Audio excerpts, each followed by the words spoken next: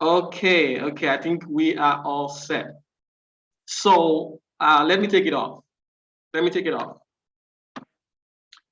We know that I want to assume that everybody here, or at least most of the people here, are product managers, and have had to you've had to engage with different types of stakeholders as you do your day-to-day job. But stakeholder management can be tricky. It can be, not here, not there type of thing to resolve. And sometimes our products don't achieve the successes we want because we are not able to efficiently manage the stakeholders. And given some stakeholders can be very challenging. So it makes sense that we take our time to talk about strategies to manage our relationships with our stakeholders so that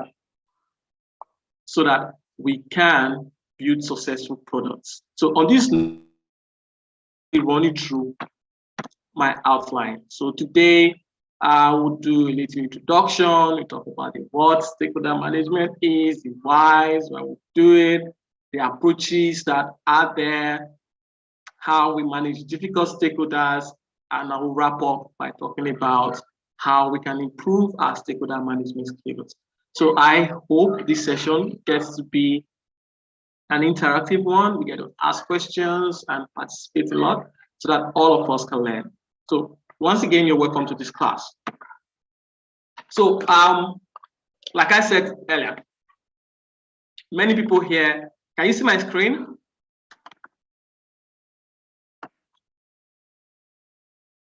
Okay, I assume you can see you can see my screen. So many people here, like I said earlier, probably already experienced what I'm about to talk about. As a product manager, you would relate to this diagram that I have on the screen. You have so many people that you have to relate with to get your product out there.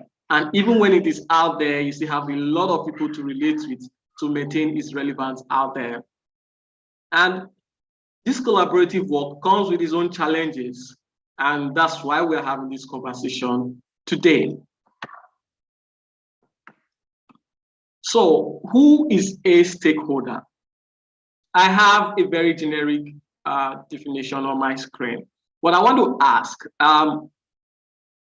who would be your stakeholder? If you are here in this class, can you just type one or two stakeholders from your workspace in the chat box, please? Who do you think in your place of work right now, is a stakeholder for you?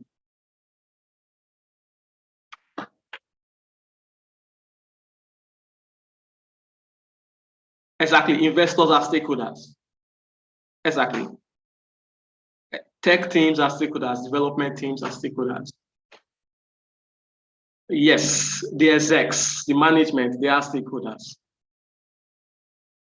It seems most people think it's just investors and managers that are stakeholders. Exactly. So you have customers, marketing team, operations team, thank you. Sales team, yes. So I think we have a very good hang of it. Because if you look at this diagram I showed earlier, you see a lot of players that are your stakeholders. But I haven't seen anybody type legal on the chat box. And regulators. I'm sure if you work in a fintech, yeah, compliance. If you work in a fintech, you are likely going to look at CBN website a lot. So that makes CBN a key stakeholder of your work. So what is stakeholder management? Essentially, it is that process that you use to establish relationship with all of your stakeholders, build that relationship, maintain that relationship, to ensure that there is alignment across boards, to ensure that we all have singularity of vision and the attributes, the outcome of what we are doing is clear to everybody.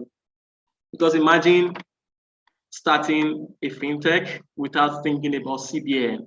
2 months into launch, CBN comes after you. All your work goes down the drain. So ensuring alignment with everybody that matters is the work that product managers do in terms of stakeholder management. So why stakeholder management? Stakeholders, product managers try to manage all the stakeholders that they have to achieve alignment. Like I stated earlier, alignment in vision, what are we building? Alignment in process, how are we building it? Alignment in outcomes, where are we taking this to? What are the metrics we will track? How will we measure success? So that's one very important reason to manage stakeholders. If you don't do that, everybody, different stakeholders will have different vision of the product. Then we have different metrics for measuring success for the product.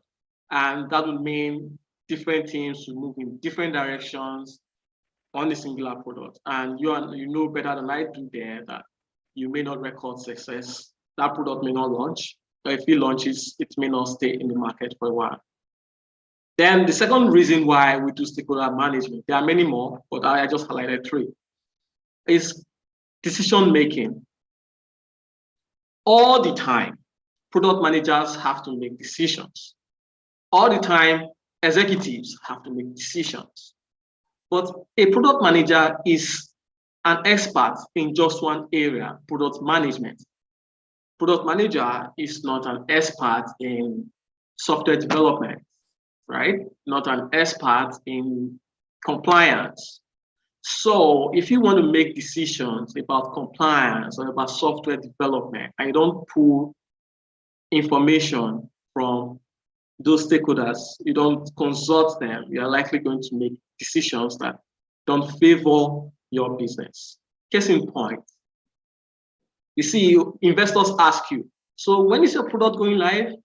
You did not consult with the engineering team, you just shoot it out. Oh, we'll be live in six months' time.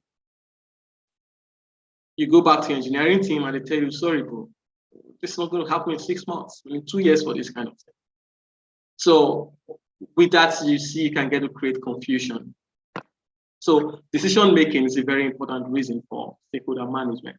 Then finally, risk. I talked about this earlier.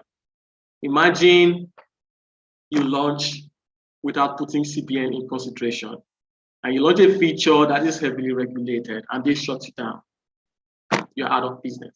So stakeholder management, risk management is a very important part, a very, very important reason for stakeholder management. Just to make sure that you identify a lot of risk early and mitigate those risks. Also, say you in your organization, there's a CTO who's a very important stakeholder, and you don't carry him along in the new project you are working on. 3 months into the project, CTO gets to hear, he gets angry, he pulls his engineering resources from you. Suddenly, you have an idea, you have maybe even customers, but now no engineering team to execute. So just to avoid things like this, risk management, that is why you want to efficiently manage stakeholders.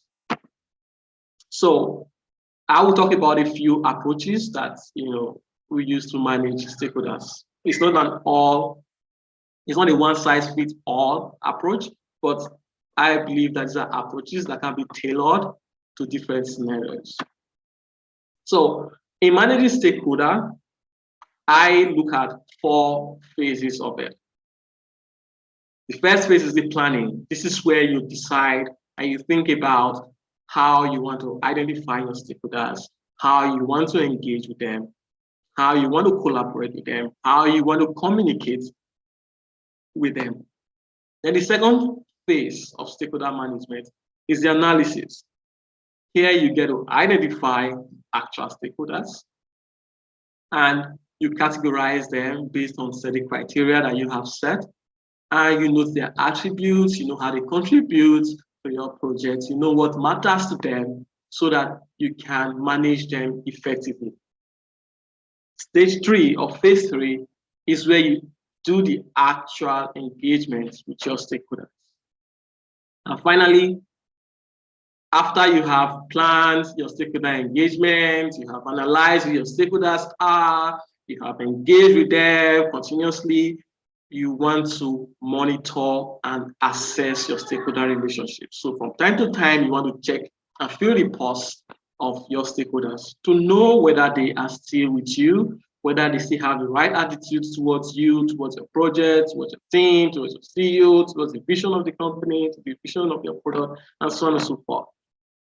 And that is what happens as we go through these 4 phases of stakeholder management.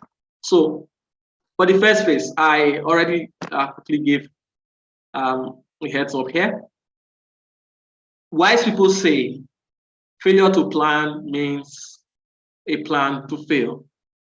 And just like every other endeavor out there, or product management endeavor, you will need to plan your stakeholder management. It has to be a bit deliberate. And in planning your stakeholder management, you want to plan how will you identify the stakeholders. This is important because if you miss a stakeholder, a critical stakeholder, you don't identify that stakeholder, you don't know what matters to that stakeholder, it means that there will be unmet needs of that stakeholder. And that stakeholder could decide to be a pain on your project. And you don't want that. So you want to decide how do you want to identify stakeholders to ensure that you don't miss any one of them. Then you also want to decide, you want to plan how you will analyze your stakeholders after you've identified them. So what tools are you going to use to analyze them? What tools will work for you in your particular context? After you've done that, you also want to plan how will you collaborate with these stakeholders? Where are they? Are they localized with you at your office? Are they in remote locations? Are they in Abuja? Do you have to fly there? You have to talk to them remotely. How do you collaborate with them? What tools do you want to use to collaborate with them? There are stakeholders that you only talk to them on WhatsApp. They won't. Somewhere I worked in the past, we had this executive who led sales, but he will never read his emails. So if you send him emails, they're just going to gather dust there. But if you send him a WhatsApp, even if it's 2 a.m., he's going to get back to you. So you want to plan, how you want to collaborate, what tools you want to use when you collaborate. I recently expressed a stakeholder who doesn't sign their HelloSign. He won't sign through HelloSign. He won't sign digitally. He must sign on his papers physically. That was a bit weird for me, but again, that's the stakeholder. That's the way he works. So I knew that to manage him, I won't use tools like HelloSign. I will have to print these papers, send them to him, get him to sign physically, and scan them. It took a little bit more time, a little bit more stressful, but that's the stakeholder. I have to tailor that particular approach to him. Then, when do you do collaboration? Like I just said, the exec I spoke about, you want to get on a call with him, you want to have this time, 2 a.m. Any other time, he won't have your time. So that means if you have to plan how to talk with him, when to talk with him, maybe to look at his calendar, and so on and so forth. Of course, finally, you want to plan what you would communicate to the different stakeholder groups. This is very important. The information you pass to your development team is going to be modified to suit the executive team. Executive probably will not want to hear what tech stack, details, very detailed explanation of the tech stack you're using, very detailed explanation of your sprints. They don't probably want to hear that. What they want to hear about financial performance, projected financial performance of your product, the marketing strategy, customer acquisition strategy, go to market, stuff like that. And of course, when you want to talk to a regulator, say, for instance, CBN at this point, you don't tell them about your sprints. You want to talk to them about compliance. Just different sides of the same conversation tailored to different people. So that's stakeholder planning the stakeholder management. And after you've planned, you want to do stakeholder analysis. In this phase, you want to put your stakeholders in brackets, in buckets. You want to know them, differently, intricately, to know how to make their needs better. So, some tools that you can use here. First off, you have to identify the stakeholders, by the way. You want to identify them. You can't categorize someone you've not identified, right? So you want to first identify all the possible stakeholders that could affect your work. So the tools you can use here include brainstorming. First, you want to brainstorm with your teammates, project manager, to ask who is likely going to be impacted by this product, who is this product going to impact. For me, I like to see it as who is involved in the problem we are solving, who is involved, who has a relationship with that problem, who has a relationship with the process of solving that problem, who has a relationship with the solution. When I put it out in those three buckets, I can start brainstorming and figuring out who the different stakeholders are across the three different categories. So besides brainstorming, you want to do interviews. You want to interview your sponsor, CEO, for instance. The CEO can have insights into who might help, who might be difficult. Project manager could also do that. Then you want to review documents. If your company, if your team, if your product already has contractual engagements with other entities, you want to review this contract that can tell you who possible suppliers are, who possible vendors are, who possible regulators are. And after that, you want to document, once you have identified all of these stakeholders, you want to document them in a stakeholder register. If you can look at the screen, you see a sample stakeholder register there. It has name, position. It tells you whether the stakeholder is internal, whether it's external. I'll come to that later. It talks about the project role, the contact information, and you can have a lot more information in this register, depending on your context. One very important thing I like to add is attitude. You want to know whether what the stakeholders' attitude is towards you, towards your products, towards the vision of the company, and things like that. You want to know whether it's positive, you want to know whether it's neutral, or whether it's negative. So I kind of add that. Also, after identifying all of these stakeholders, you want to analyze the stakeholder list that you have. And you have a few tools that can help there to categorize stakeholders into internal, external, and also look through the different segments of an organization. You can use the onion diagram. This onion diagram, you can see the various shades of green. The deepest color, where you have the solution delivery, you can identify stakeholders there who are intricately close to the product. In this place, you talk about your personnel, your team, maybe the QA, the developers, the Scrum Master, all of those people that help you to build out the product. Then, if you abstract a little bit, you see the affected organizational unit. Here, you're looking at other parts of your organization that you lean on to put your product out there. In this case, maybe the finance team, the legal team, the HR team, the sales team, marketing team, and so on and so forth. And if you abstract a bit higher, you see the organization as a whole, that you can now identify stakeholders in that realm.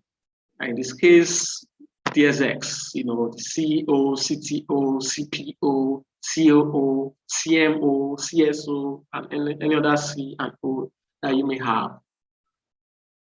Finally, you also want to look at the people outside your organization that can have impact on your products. And here we're talking about customers, suppliers, regulators, And for some, the government,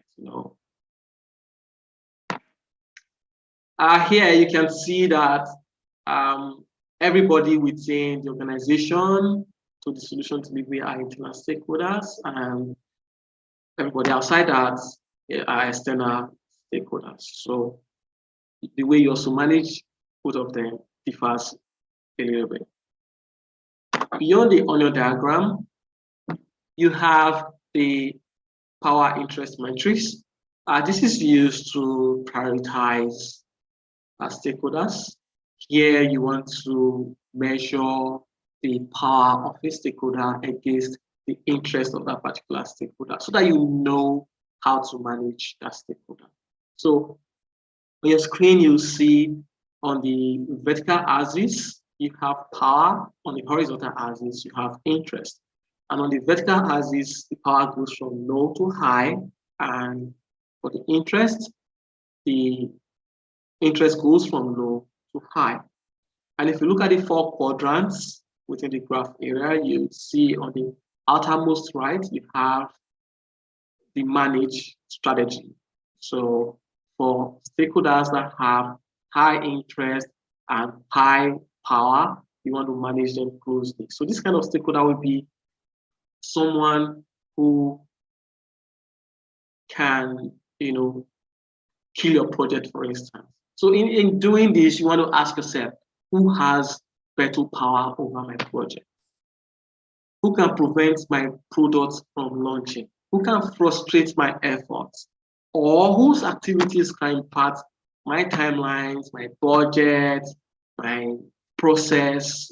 Who can do this from stakeholder list? I start imputing them into this diagram. So for the high power and high interest group that you have to manage closely, that'll probably be your CEO because he's likely going to have veto power to say yes or no, go ahead or don't go ahead with your product. So you want to manage closely, you want to update frequently, you want to consult frequently, to ensure that his buying is consistent, and he's always aware of what you're doing.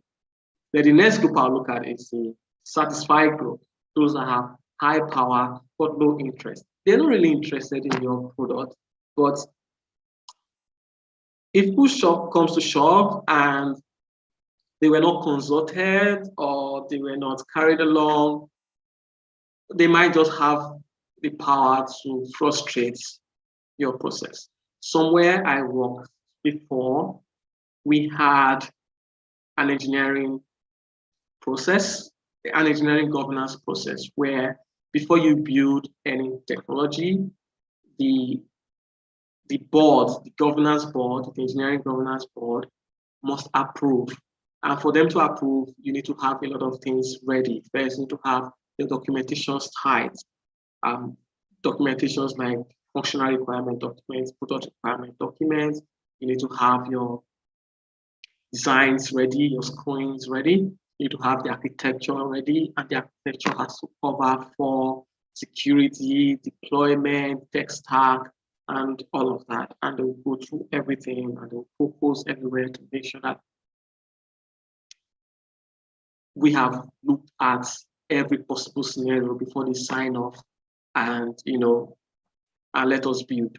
Now, the head of the governance board, somebody I placed on a high power, low interest category because he really doesn't care about your product, right? But he has enough power to derail your timeline. So what I did to manage that guy is that once we have a product concept, I start talking to him immediately.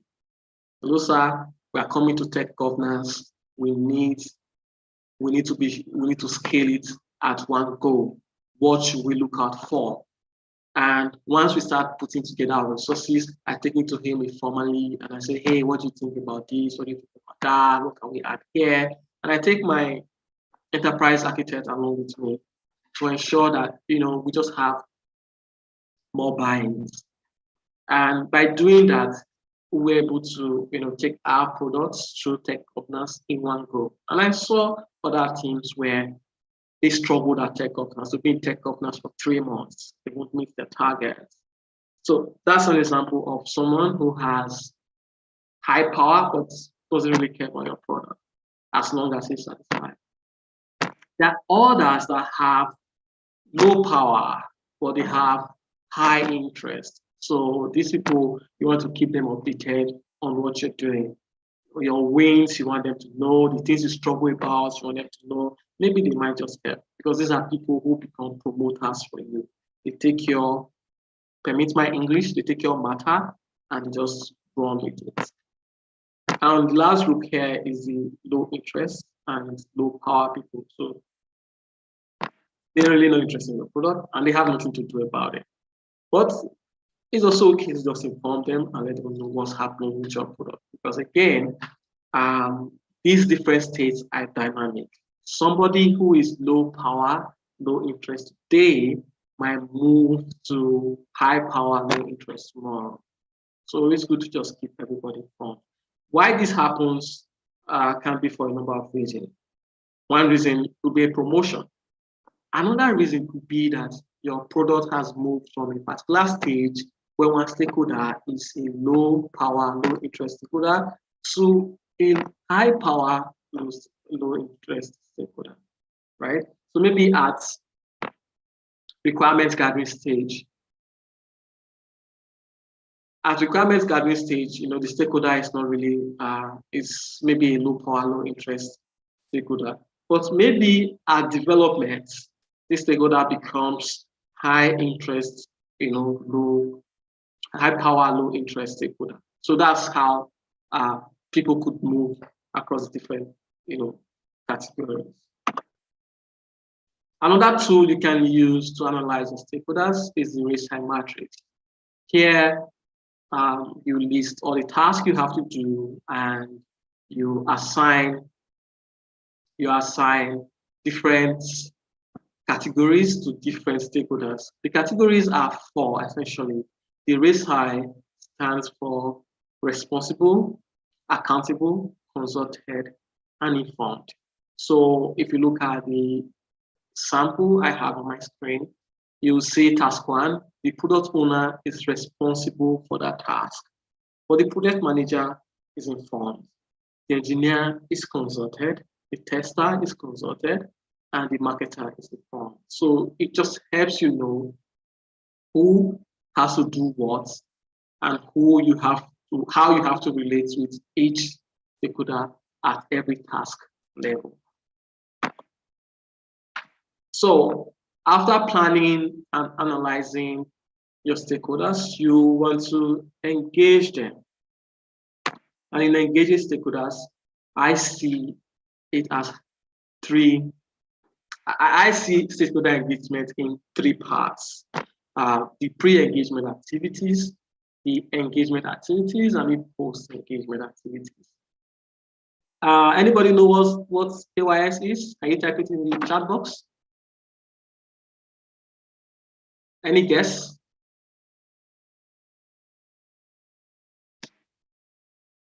Can anyone guess what KYS is? Interesting. Know your customer. Interesting. Okay, I think we're all good here. Okay, but I'm sorry, I'll have to bust your bubble a little bit. I know we know, KYC, know your customer.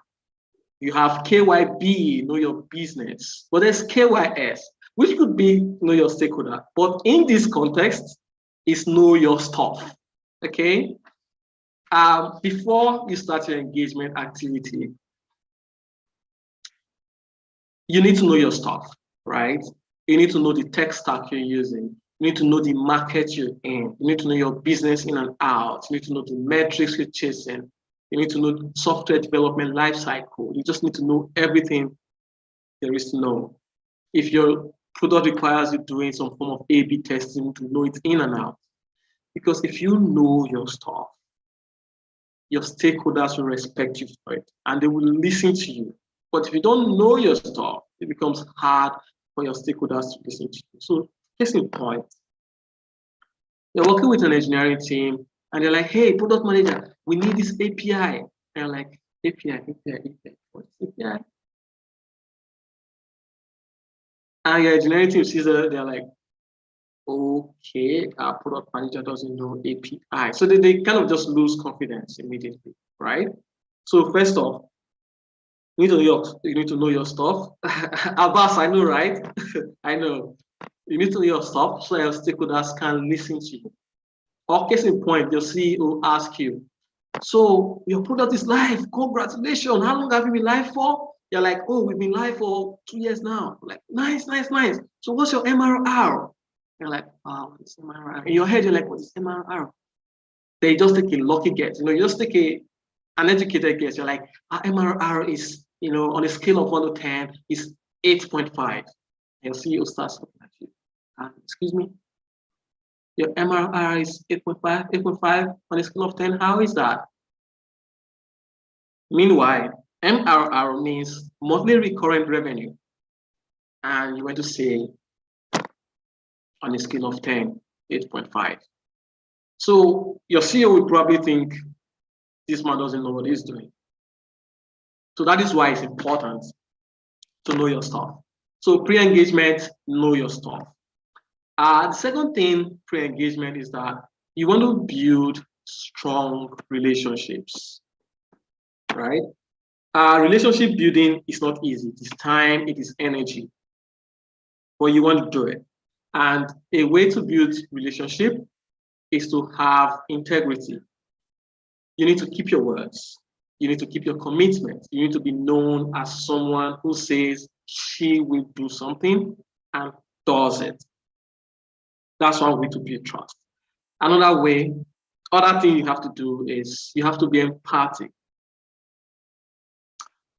Engineers go through a lot of things, right? And sometimes because of pressures, product managers can be insensitive. So you want to put yourself in your engineer's shoes, you want to put yourself in your project manager's shoes, you want to put yourself in your stakeholder's shoes, essentially, and be a bit more empathetic. And when you do that, they get to know and they appreciate it. Another thing I have noticed that works a lot is listening. Take notes, listen when stakeholders are talking. Put their considerations, consider the comments, whatever they are telling you, consider it. Carry them along the decision making. Take their advice. So that way, you build trust. Something that's important that I like from Stephen Covey in his book, 7 Habits of Highly Effective People, is the act of keeping an emotional bank account. So you also want to try to do that with your stakeholders. You may not be able to do it with everybody, but when you have that opportunity, keep an emotional bank account. And what is an emotional bank account? It is that deposit that you make with people when you do good for them. So by offering help to someone, you make an emotional deposit. By being nice, you make an emotional deposit. By hanging out with them after work, you make an emotional deposit. By, engaging with them and everything is not work. Sometimes you just want to know about them in person, about their likes, what they don't like. Case point, I know someone whose critical stakeholder talked about her dog a lot. And this person did not come from a dog background. But when it was time to buy a birthday gift for that stakeholder, this person remembered that my stakeholder talks about dogs. So she went to buy a mug with the picture of that dog printed on it. That was how she won over that stakeholder for a long time.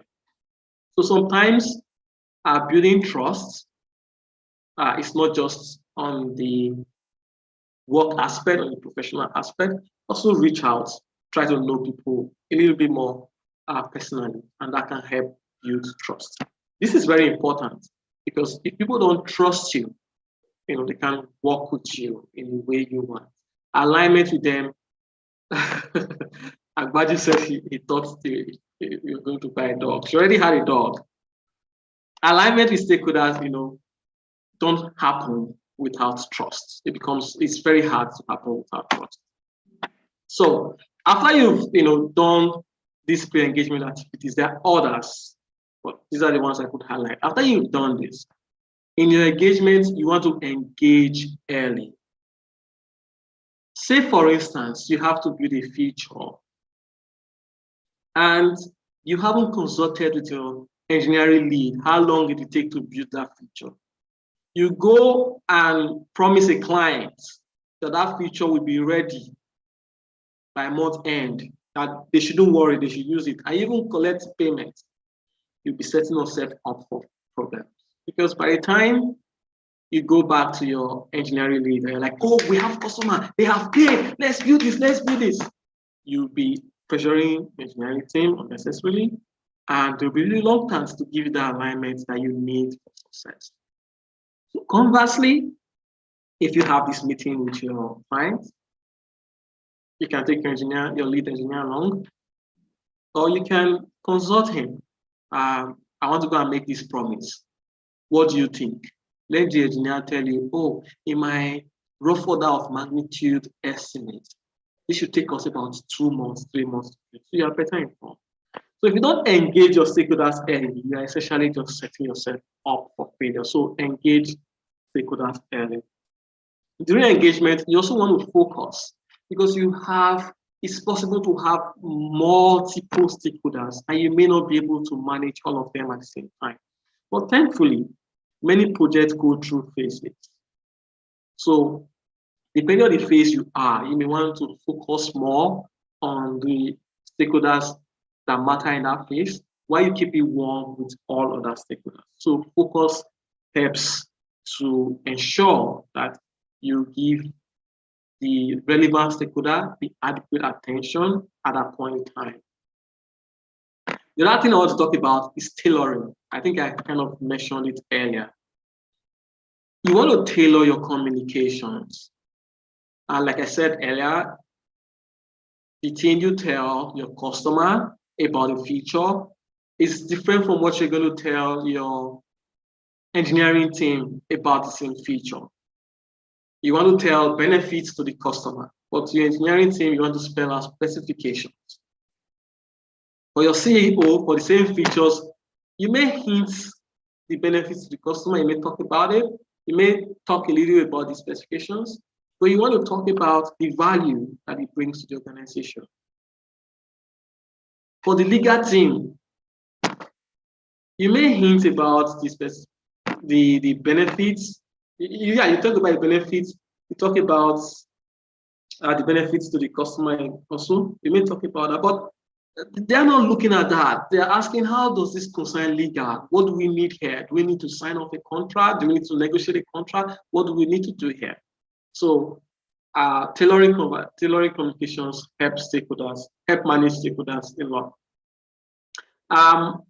One other thing I thought I should slot in here is communication with executives, because that can be a bit of a challenge for people. People who are not very experienced, we send a lot of information, we overload execs with information. But these executives have loads and tons of information to digest. They cannot sit down and read your 3-pager email.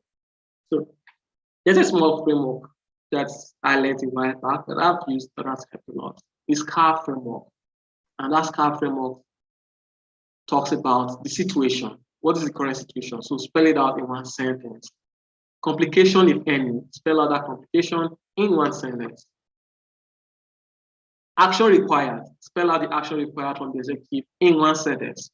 And if you have a recommendation, which I like to add your recommendation in others. So in 4 sentences, you've communicated what you want from your CEO, and this can be as short as 2 sentences.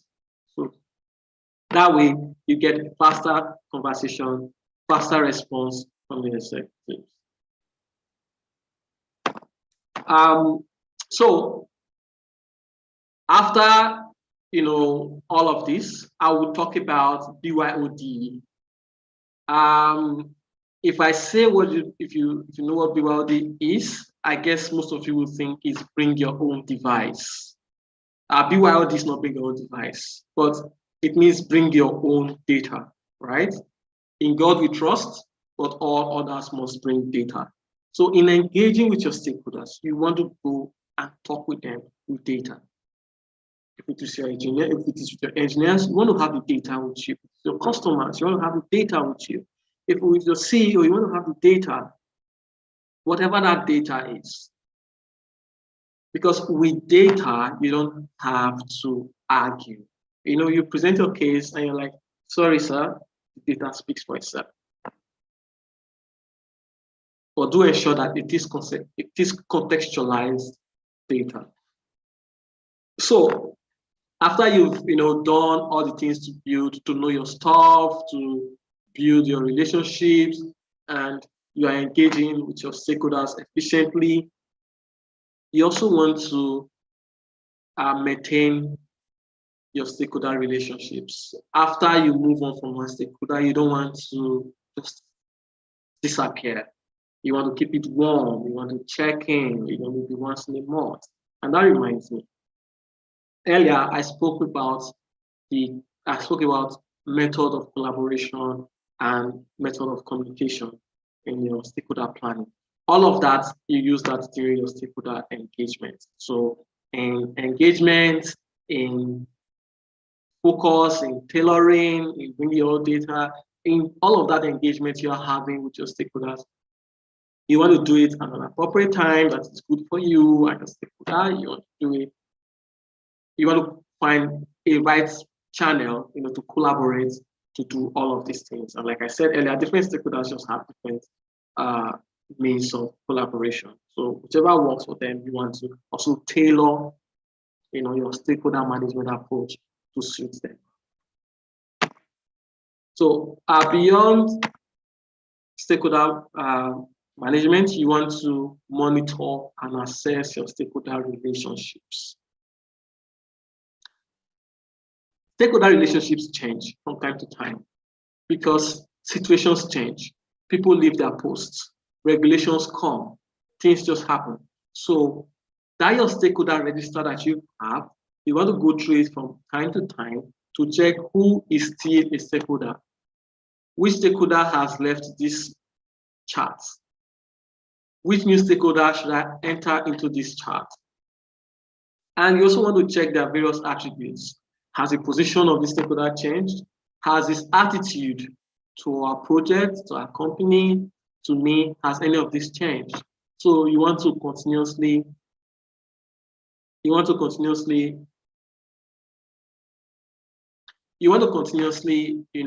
engage, monitor, and assess the different stakeholders that you have.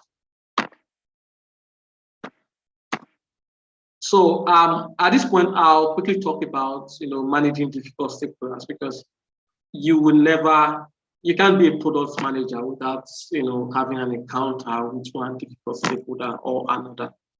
It is not just possible. So when you have difficult stakeholders, you want to do possible things. It can be more complex than this, but I try to make it simple. You want to do four simple things. First, you want to analyze the situation. This stakeholder that is difficult, where is he in my power interest matrix? Is he high power, high interest? Is he high power, low interest? You want to first know where that stakeholder is. So that will help you know how to progress. If it's high power, high interest, you know that you need to manage the stakeholder closely. If it's high power, low interest, you know that you have to satisfy that.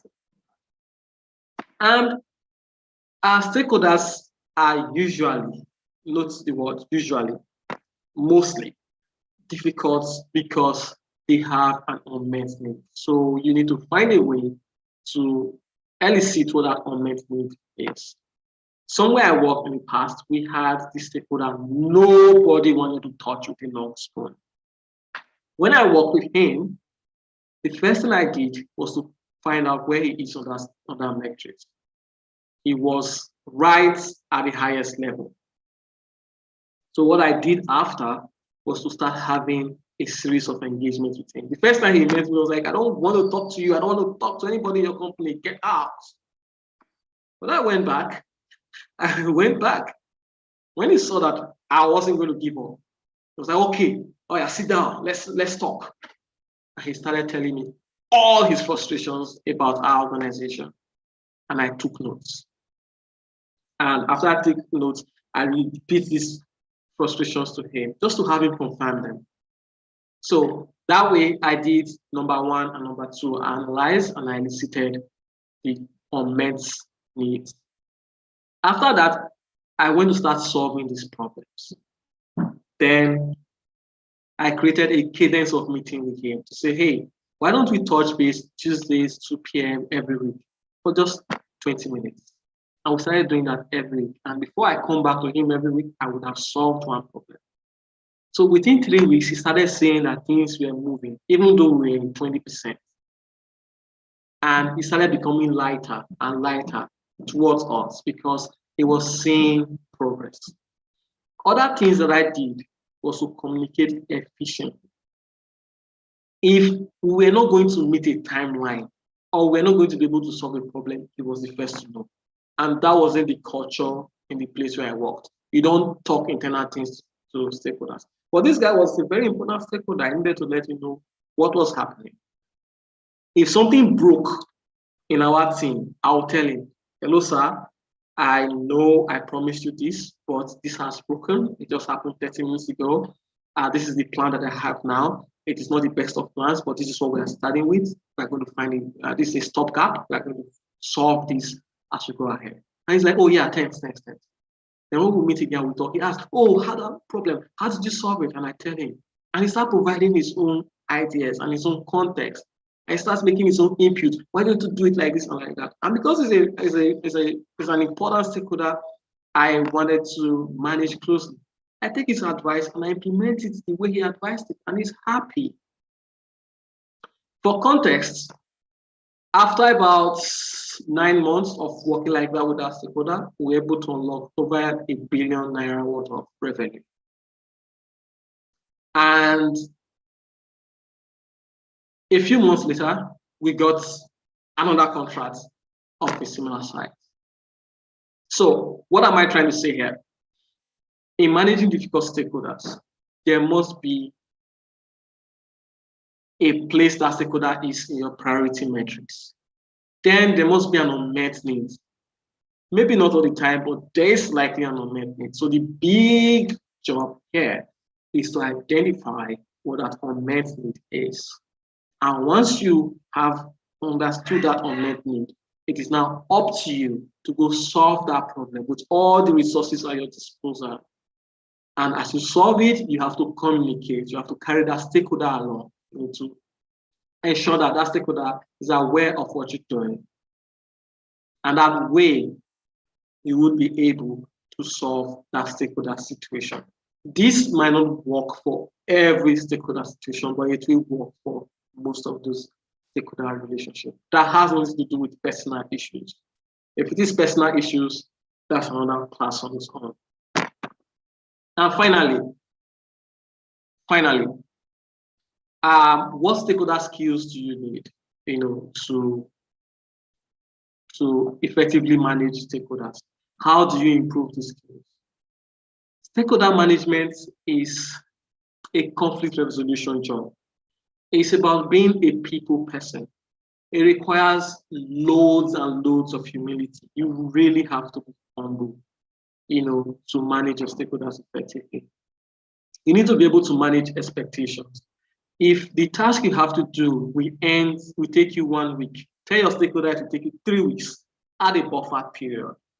You want to be good at negotiation. If your stakeholder says, I want 5 things, and you cannot deliver, you need to find a way to negotiate and say, why if I give you 3 things, but give you this extra something that is different from what is on the table? To achieve a win-win, then you need to be good at problem solving, because as a stakeholder manager, your job will be to solve problems, right? And of course, the basic requirement for product management is leadership skills, and it also comes to play in stakeholder management. But how do you get all of these skills? One way to get them is to observe people that do it very well. There's a way you learn passively by doing that. Another way is to do what you're doing right now, attend trainings. Then the other thing you have to do is practice, look for opportunities to engage with stakeholders, opportunities to practice what you're learning. It won't be perfect from the very first day. You will make mistakes, but the important thing is that as you make those mistakes, you learn from it and use it to improve your process. So that is everything that I have for you this evening. Thank you very much for your time. Thank you for listening to me. I would like to take your questions if you have. Thank you.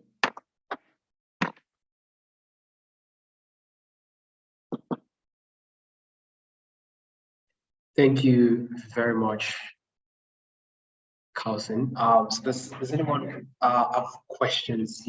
I'm very sure from what has been shared so far, you have a couple of questions in mind. So do you want to type them in the chat, or do you want to ask them by raising your hand?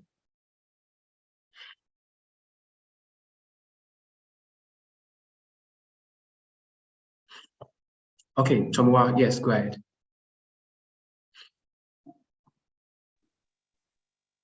Hello, Carlson. Yeah, thank you for that session. I think I actually learned quite a bit from it. So, what came to mind when you were speaking about all of these things?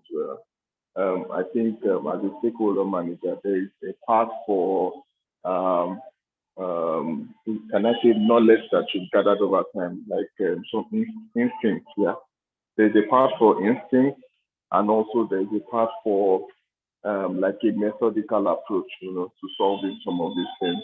So how do you draw a balance? Excuse me. How do you draw a balance? Or would you say that as you become as you grow as a stakeholder manager, you become more methodical than you become more instinctive, or I just want your perspective on that. Okay, thank you very much, Tomiwa. Rafiat, I have seen your message.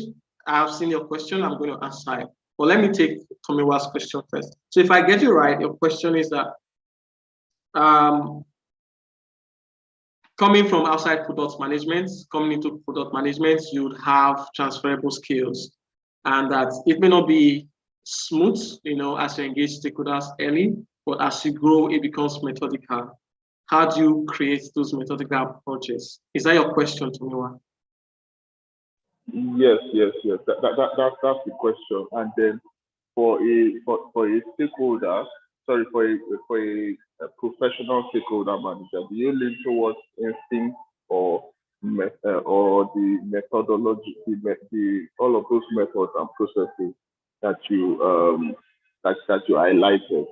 How do you balance both? Because sometimes I just need instinct. You might not have time to actually go through like the analysis and all of those kind of things. Okay, thank you very much. So I actually think it's the other way around. When you are starting, you are more of very methodical. You kind of just do analysis, you do the engagement, you kind of have a lot of charts that you look at. But as you, spend more time and do it more, you become less methodical. It comes more naturally to you as you spend more time to it. There's no defined way to do it, but some of us just try to structure just to make it easier to understand. There's no single method, for stakeholder management, but there are principles you have to look for, right? Principles like communication. How would you treat a stakeholder? How would you communicate with the stakeholder? It doesn't just make sense if you sit down and send a stakeholder an email for a stakeholder that doesn't read email, right? It doesn't make sense. So some of these things are also common sense.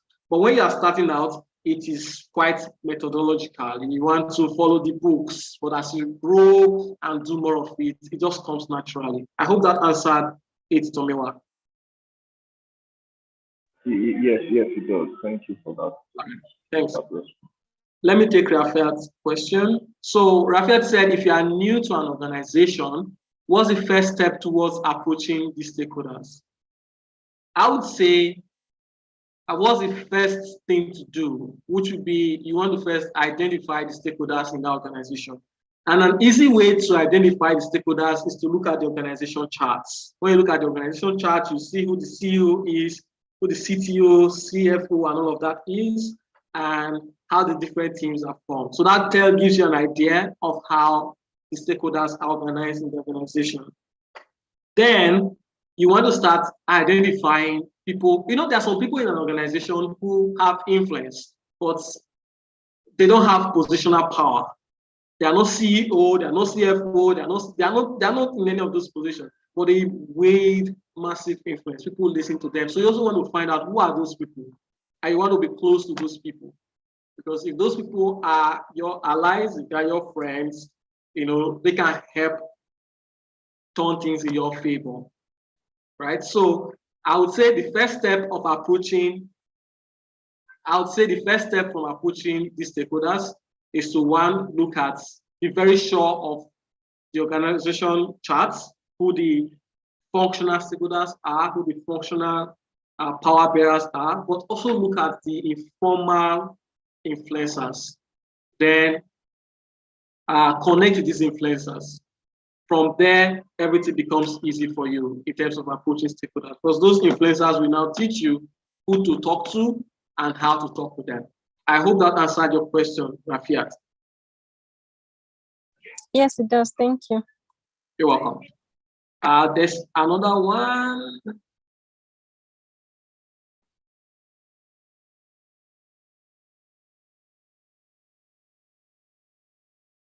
Oh, okay. So the question is, you talked about humility as an essential must-have trait in managing stakeholders. For someone who gets angry easily, how can one manage this with respect to stakeholder management? So I think the answer is in the question already. You know, there is self-awareness already. So if you have that level of self-awareness that I am someone who gets angry easily, so you start to work on that. Oh, in managing my team, in managing my engineers, in managing my stakeholders, I need to make sure that I do not get angry in working with them. You also want to have an accountability partner, you know, to help you just watch those flare-ups. And if it is beyond what you can do, then getting formal help, like an anger management class, would help, right? I think self-awareness is a very big skill for stakeholder management. So someone who already knows this is how I am, and this my traits might affect him negatively, is halfway to doing a great job. Abbas, that's for you. I hope that answers it.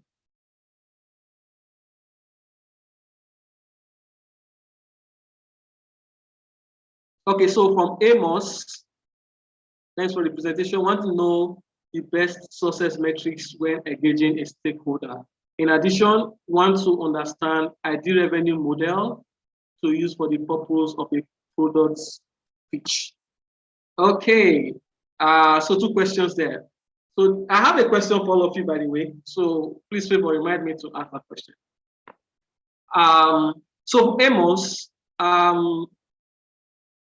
success metrics for engaging stakeholder. I don't know if there are specific success metrics for engaging stakeholder. I think success metrics is your product live and working. I think that's the success metrics.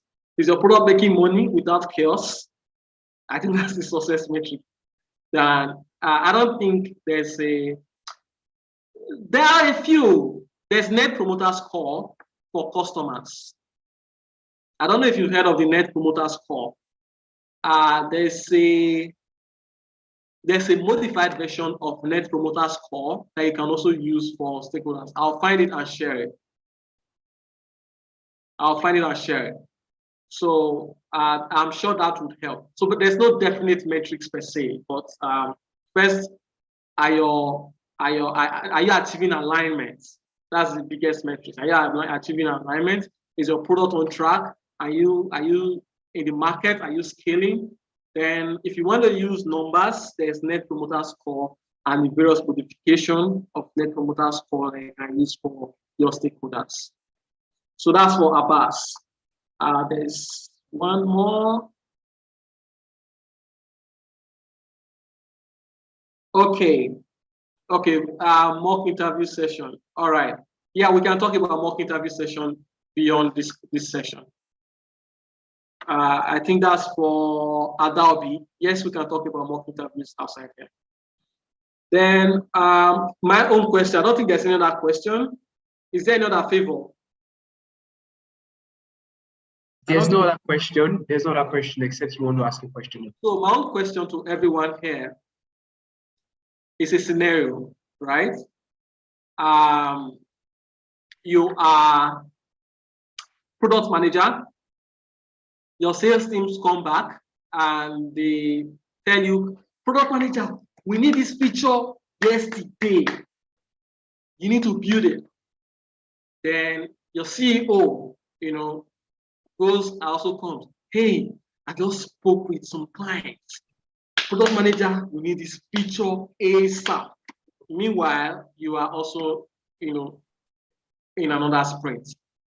How would you progress? By the way, these two features are not even in your roadmap. How would you manage these two situations with your product manager? If favor wants, you can do it here.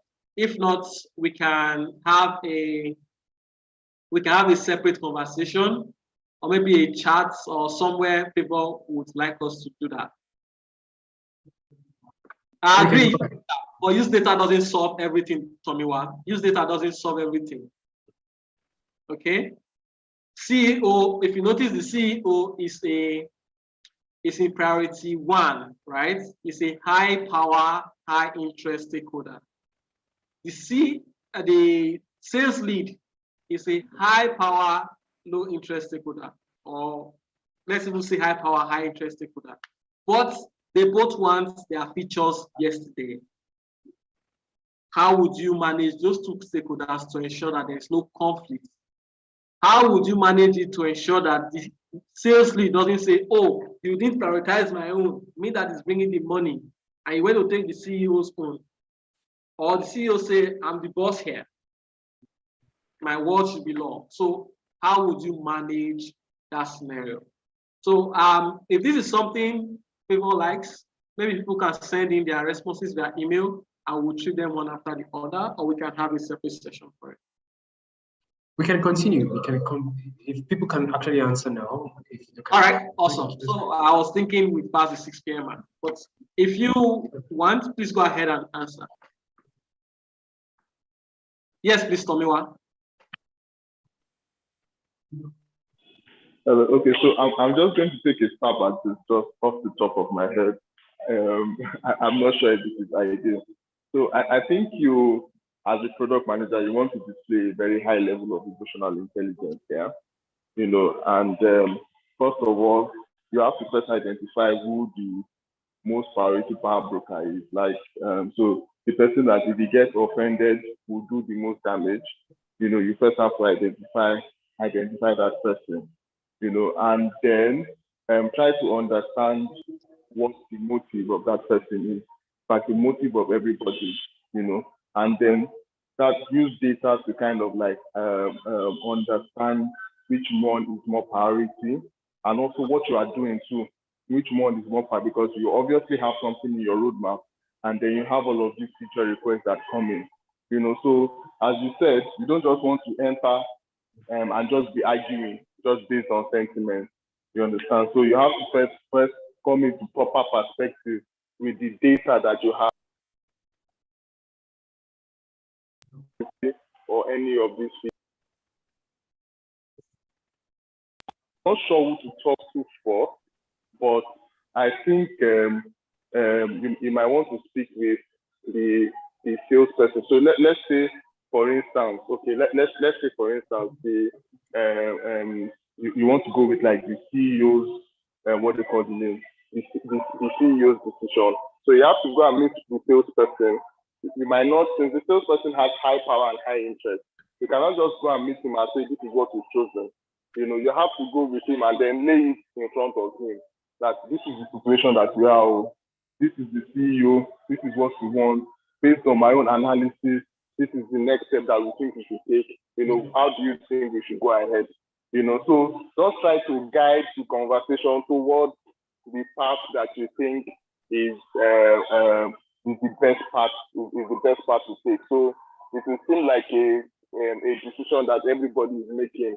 You know, not just you. You know, so that is how I would approach that. Okay, thank you very, very much, Tomiwa. I think that's a very great attempt. There's something I would add to that. But before I go ahead, Abbas says that he will establish how the feature aligns with the product goals and vision. This way, he can present the impact or complexity of such features to the stakeholders with respect to the available resources. So these are really great attempts. There's no right or wrong answer, right? But the way I would approach it is that during my planning phase, during my stakeholder management, during the planning of my stakeholder management, I will design a governance structure, right, that talks about basis of prioritization. And I will make sure that I get alignment with all the stakeholders at the beginning of the project to say, if new features come in, this is how we are going to prioritize features. And I'm going to use three tools. I'm going to use three tools to do that. The first tool is weighted ranking, a weighted ranking tool. I'm going to get a weighted ranking tool. In that weighted ranking, I will list all the possible basis that we can use to prioritize a feature. This can be revenue, which feature will bring revenue of maybe 10 million or less or more within 2 years. I'll add urgency to that basis of prioritization. How urgent is this feature? I will add regulatory requirements. Is this feature a regulatory need? I will add timelines. When is this feature needed? I will add costs. What will it cost us to deliver this feature? So I'll add a lot of attributes like that on that basis of priority, right? So in my weighted ranking, like I said, I will have all of those basis of priority. Then for each feature request, I'll have the major stakeholders, which is the CEO, the sales lead, and one or two others who are major stakeholders. I'll have them rank these features based on the basis of prioritization that I've done in this weighted ranking scale. That way, by the time they are done with weighted ranking or with filling out the weighted ranking form, the form or the tool will tell all of us which feature to prioritize, because the one with the highest number becomes what is prioritized, right? So that way, you are not the one making the decision. You have introduced a tool that can help in that decision making, right?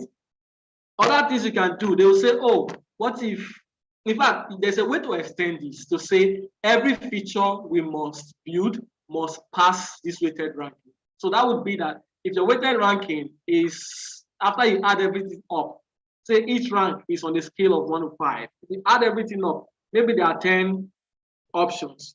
That would be 50, right? So you now tell yourself, for every feature that must be built, it must be more than 35. Thank you, Tommy. I see your question. It must be more than 35. If you have more than one, you take the higher score, but both of them must be more than 35. How you eliminate bias? Who has watched Rings of Power here? How you eliminate bias is to ensure that you have an odd number of people filling the weighted ranks, or filling the tool, or inputting data into the tool, right? In the case we just discussed, you can use the CMO, you can use the CEO, you can use the CPO, and you can use the sales lead. But everything that has to do with revenue must have gone through a form of analysis so that we are sure that the revenue you are putting, you are not pulling it from the air, right? So that's how you account for that. That's how you call bias, Tomiwa. One, you make sure that there's in your design, you have an odd number of people filling in the inputs. Two, make sure that the assumptions are logical. Somebody tells you this product will make 10 million. It needs to say how. You need to see the numbers. All of that needs to be accurate. This essentially removes it takes away the responsibility from you, and it puts it in a logical approach that nobody will argue against. And I hope that has helped us learn one or two things.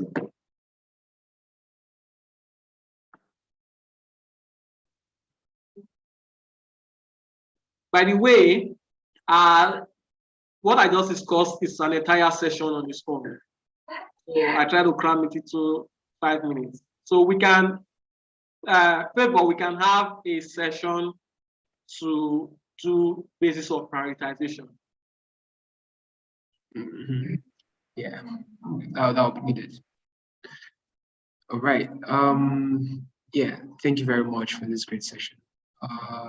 I think, have you been able to attend to tomorrow's question on how to cut bias in inputs? Yeah, I've answered that. Okay, great. Thank you very much. Great.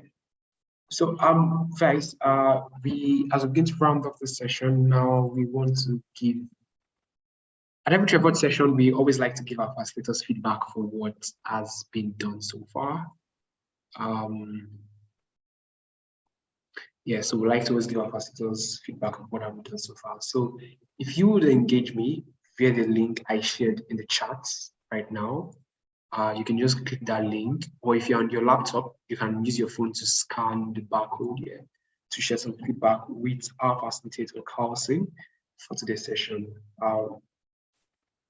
It's a 3-part survey, just asking on a scale of 1 to 5, how did you enjoy the session with Carlson? Yeah, did you enjoy the session with Carlson? Then, give us more feedback on what is a key takeaway and what should we do to improve towards the next masterclass. So yeah. All right, while the feedback is going on, Carlson, we would like to connect with you. How can we best connect with you, and what the best way we can connect with you? I'm mostly available on WhatsApp and emails.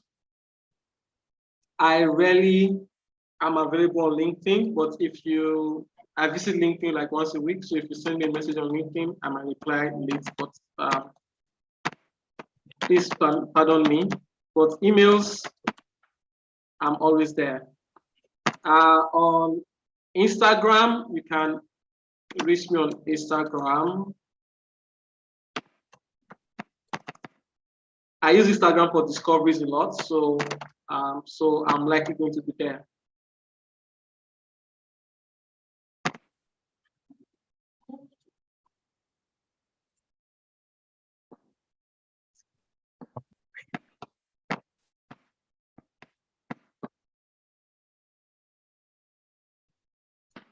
Twitter, yeah, there's Twitter.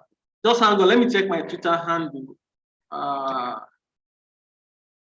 right, guys, looking forward to, while Carlson is sharing that, I'm looking forward to us sharing our feedback. Let's share our feedback. So on Twitter, I'm available at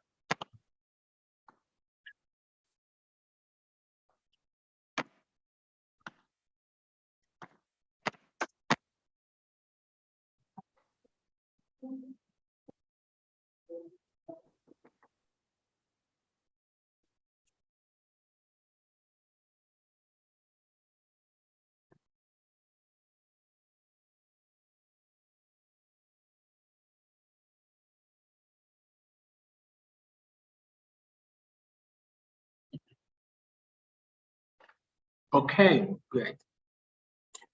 Oh, right. I'll be sending this stuff to. Yeah. Let me resend them. Somebody said you should not forget WhatsApp as well.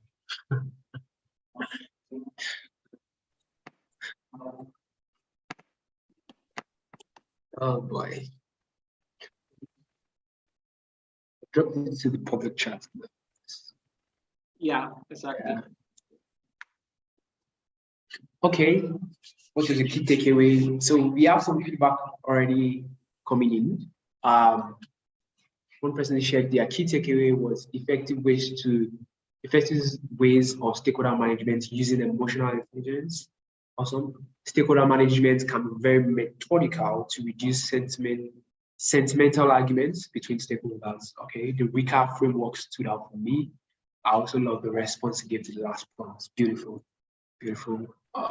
Great session. Thanks for the improvements. More of this session. Yeah. So you can always access more of these kind of sessions on our YouTube channel. So if you want to check that out, you can check out our YouTube channel. We have quite a number of these already on there for you. We've done a whole lot this year, so just take a jab at it. There's a lot of beauty, a lot of awesome sessions like this one that you just enjoyed there. So yeah, this is the link to that session. For now, please, if you just use the video. This session is being live streamed to YouTube. Use it as a reference, and we'll get more details across to you in terms of whether slides or resources. Sometimes, yeah. I shared. Okay, 4 persons giving it 100%. That's great. Thank you very much. Thank you very much, everyone, for this awesome session. It's been a great time having you come here to share with us. And thank you very much once again, Carlson. I don't know if you have any final remarks as we round off. Awesome.